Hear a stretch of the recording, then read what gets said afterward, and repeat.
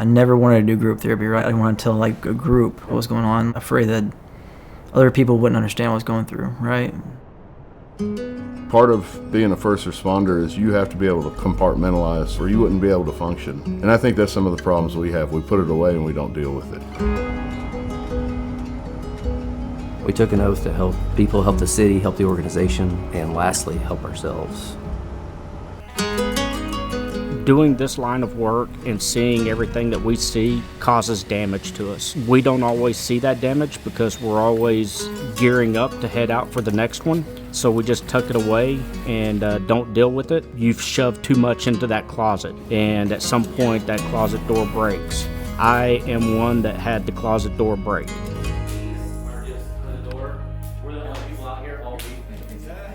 Sometimes first responders just need a pause. This career throws so much at them, and to keep up, you can end up with a system that's just kind of bulldozing and starting to run on empty. And that's where our relationship with R3 is so exciting.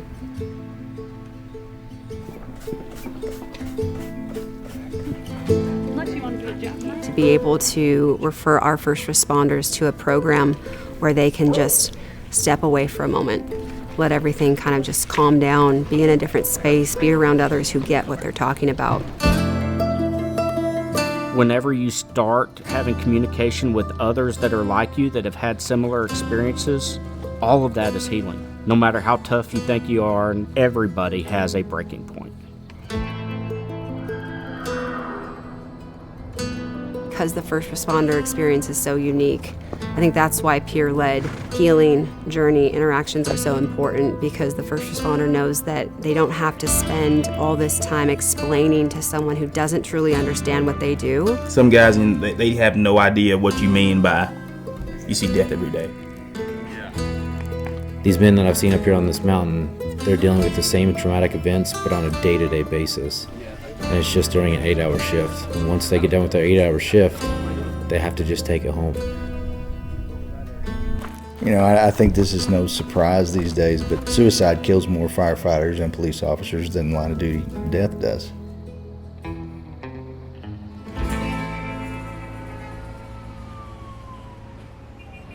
If an officer came to me and just said, hey, I heard about this, can you explain it? I'd say, before I explain it, let me just ask him questions. Have you gone to training before? Well, yeah. Have you taken, whether it be control tactics, firearms, maybe some leadership courses? Yeah, I've done that. This is the same thing. This is just training and development to help us be better versions of ourselves, be better first responders. That affects us at home, that affects us here. My job as a chief is to make sure all communities across all of Fort Worth are safe, healthy, and resilient. But for that to happen, I first have to make sure my department, my officers, are safe, healthy, and resilient. And if they're not taken care of, how can I expect them to take care of anyone else? There's a real fear that comes from mental illness or mental health trauma, PTSD, of what if I'm not healthy enough to do my job, I'm gonna stay silent. And this takes that stigma away, and having your leaders and both chiefs tell you it is okay to not be okay, and that we're gonna make sure we have a program of support for wellness to get you back to 100% means the world. Unfortunately, some great departments across the country have had some real issues with not just mental illness and resiliency, but with suicide. My ultimate goal is to never have that happen here. We could head off a problem before it started rather than trying to get in on the backside of the problem, where it's a lot harder to deal with. You could take out the people aspect of it and look at it from a fiduciary standpoint. It's smart business. Your community aspect, it's smart business because you're taking care of your people.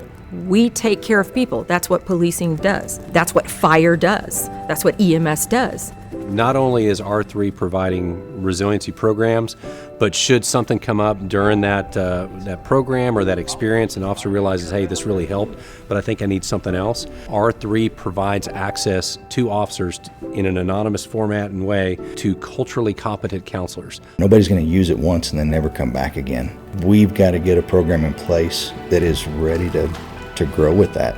As soon as you start being available and offering all this stuff up, man, you better be ready, because the phone will ring off the hook. I am fully confident that not only does this model work, but it's something that our first responders are telling us works, and they are very proud to spread the word. I see people who come back and they seem healed. They seem like they're well. They seem like they're optimistic rather than pessimistic about everything. There's not been a police and fire synergistic approach to wellness ever in Fort Worth, and I would be surprised if there's been something like that countrywide.